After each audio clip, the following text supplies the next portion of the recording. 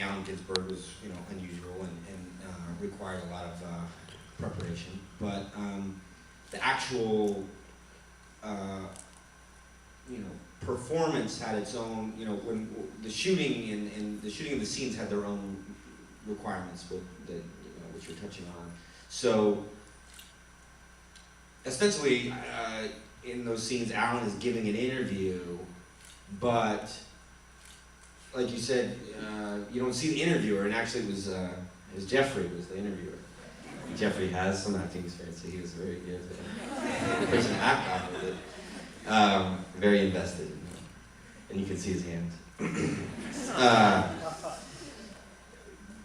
But I had to learn,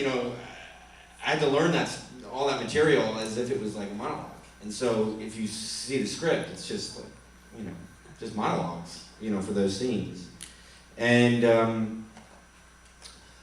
I didn't want, I played characters before that are based on real people, and I don't like the idea that those kinds of performances are based, that are, I don't work from the outside in. So,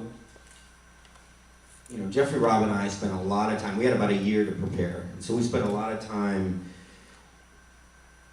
building, Alan's behavior on the surface, but also really always backing it up with, the interior life and why, he would behave this way, how he interacted with people and why, and all of that. And so I felt like I had a real, grounding in his behavior, or I hope that I did. I did all the work I could to, be grounded in his natural behavior, so that when we went and shot those scenes, I felt comfortable enough that I could, talk, speak, and react as we kind of created our Alan. And so that meant not memorizing those answers and just practicing them over and over and over again like you might do a play. For me, it was practicing them but not memorizing them until the last minute, and then I think I could memorize them pretty quickly, and then on the day just kind of hopefully knowing how Alan thought, how he thought about certain things, how he felt about certain things, and then memorized it so that I could just have more of a spontaneous kind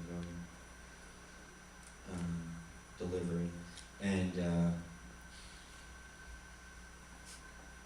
because it's a tricky thing, it's like it's what I'm doing in those scenes is what I'm doing right now. Somebody's asked me a question, so it has to be like I'm coming up with the answer, but it's material that Alan's thought about, but it's not at his fingertips, so it's a little bit of searching, and it's all of that. So it's a very specific kind of behavior, and so the best way to do that was to kind of get the behavior down and then memorize the text of the lesson.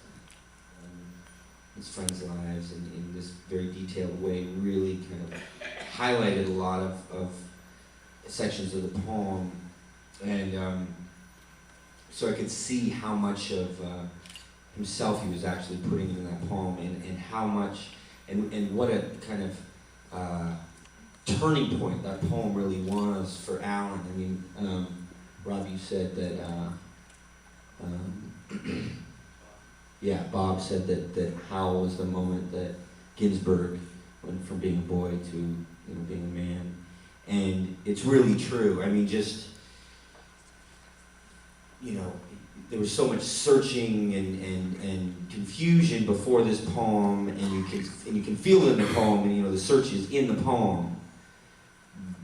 But just the fact that he wrote it and turned it into art kind of shows he had ownership all over everything that went before. So I guess what I'm saying is he showed me a real way to put oneself into your work and make it work, and make it become something even greater than yourself.